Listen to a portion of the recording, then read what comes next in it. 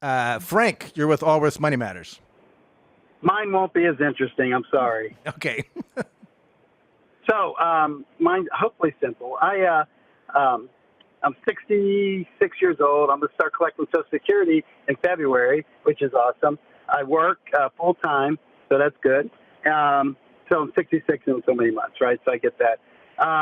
And I'm debating which way to do this. I want to pay off some debt, some high credit card debt. Unfortunately, I got myself in this. So about $30,000 worth of credit card debt that I'm into. I know, don't beat me up too much on that, but it's true. So should I, and I have a 401k that's got $350,000 in it. Would it be better to take the money out of the 401k, pay the debt off because it's high interest, and then pay myself back because I'll be collecting $3,200 in Social Security, and just put that back into the 401k every month? So I pay for. How much do you earn? About $70,000. And are you married? Yep. And Together we have. Yeah. Okay. Does your wife work? She does not. And what other assets do you have outside of this 401k? Do you have money in the bank or? No, that's it. That's it. And so you start Social And when Security at 6 do you years. plan on retiring? 72. And If I'm lucky. what do you own your own home? Yes, paid off. What's the value of it? I guess probably in the 250 range. And $30,000 in credit card. And I Why assume the interest are you rates starting are. Social Security? I think it's a big Why mistake. did I do that? Yeah, why are you starting now? I was told by a financial advisor that it would be worth it. Do it now. It wouldn't pay. It would be more beneficial. I'd have more money to collect it at 66 in 8 months. Are you of good health, you and your spouse? Yes. Yeah. Is longevity running your family? My dad's 94, still alive. I wouldn't I start. would wait till 70. I'd wait. And so, Unless you have some big pension that's going to replace your salary when you retire. Do you? No pension. No pension. So Yeah, But your retirement, you have $350,000 in retirement savings. Yep.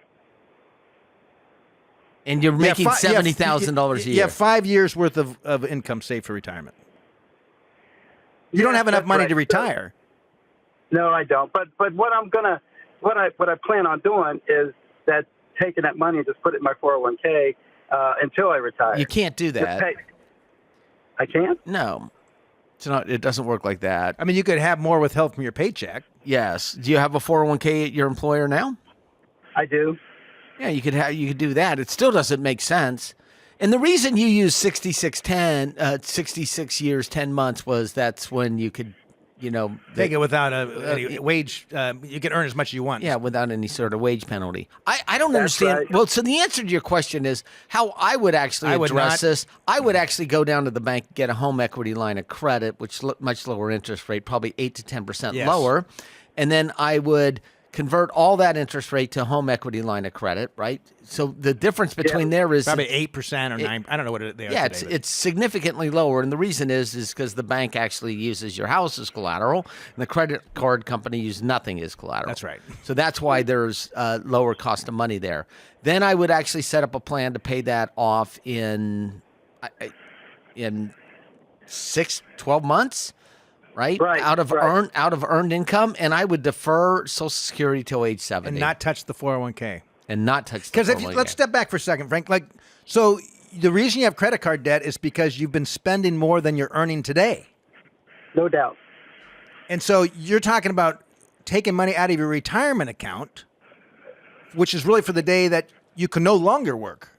Because Yeah, you're hoping to retire at 72, but you don't know what happens. One out of Correct. two Americans retire earlier than planned, and oftentimes it's a health issue, either of ourselves or of a loved one. Yeah, life happens, and I have a family that needs money here and there. Yes, a I get it. disabled grandchild. And it just adds up, and all of a sudden, the money's gone. I get it. But do you want to be 78 and be that recipient of that? Yeah, no, but I agree. I agree. So this is how I would do it.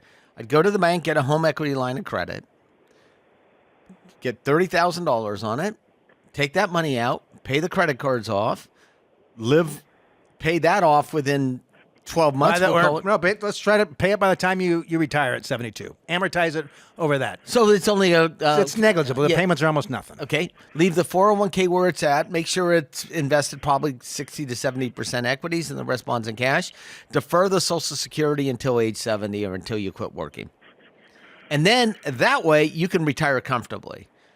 You actually taking that Social Security now, you're going to end up spending it. You're going to increase your standard of living. It just happens. That's how I would do it. Right. Yeah. Okay. Well, that is good advice. And I don't know what the financial advisor, why they thought that taking it out. What was the point of that? What was the financial advice? What was the rationale why you should take Social Security at 66? Well, the way he explained it was, you're not going to, if you live to this age, he did this mathematical equation. It's still, you're going to get more money getting it now than if you live to 90. I'm more concerned about your standard of living at 75, 80, 85, 90. That's my biggest concern. Yeah, and it increases by 8% plus a year, your Social Security benefit between now and age 70. If you live longer than a normal life expectancy, it pays to defer. You get more by deferring. People like me, we listen to people like you. No, I get it. I mean, look, even if it was a push, I would actually say even if it was a slightly detrimental and a slight reduction of payments, I would still argue to defer this as long as possible. Because the bigger the check you're going to get from Social Security, you need that. You're going to need that Social Security check. It's not going to be just like a nice to have. You're going to need it. Yep. I know that. It's been, again, sometimes you live in the moment. Well, whatever happened in the past is irrelevant, right? So here's our moment today. All we can do is deal with what we've got today and make the best decision for today and tomorrow. Yep. All right. All right. Well, that is. I take your advice. All right, and thank you. All right, thank you, Frank. Yeah, we're really glad you called. It's and I mean another. And by the way, if you've listened to this podcast at all, our theory on Social Security is if your income is so large that you actually don't need it to live on, take it early. And what we're doing there is we're trying to mitigate legislative risk. And if you're at a point where, for whatever reason, you don't have as much retirement assets as you need, and you're going to need to rely upon Social Security, which the majority of Social Security recipients receive the majority of their income from Social Security. Over 50%. Yeah. So there's a lot of people are very dependent upon Social Security. And if that is going to be you, then defer as long as possible. If you're still healthy and can work, defer that until age 70.